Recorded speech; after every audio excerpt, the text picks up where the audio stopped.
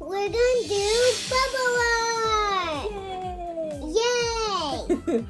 So today we're gonna work on bubble art, and we're gonna use these bubbles that we happen to have around the house. I'm sure you probably have some sort of bubbles lying around. If you don't, you can always make bubbles using soap and water, right? Mm-hmm. We do that in the tub, right? And so what I'm gonna do is I'm gonna pour a little bit in these bowls that we have set up here. And we're going to color the bubbles using food coloring, but you can also color them using paint too, so you could try that.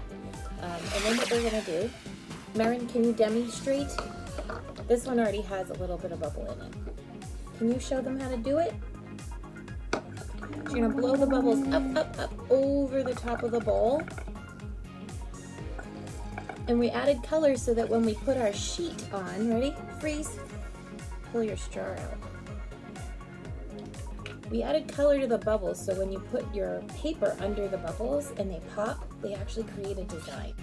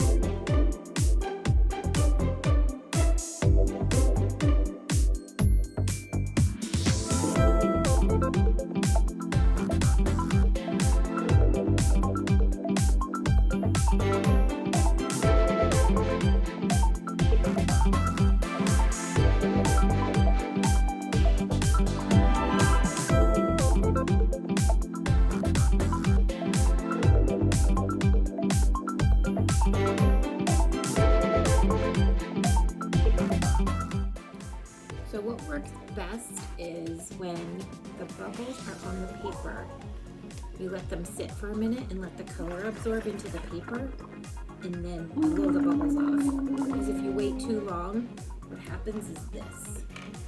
They pop and then they all kind of merge together. It's still beautiful and really cool, but it's definitely a different result than this one. So this one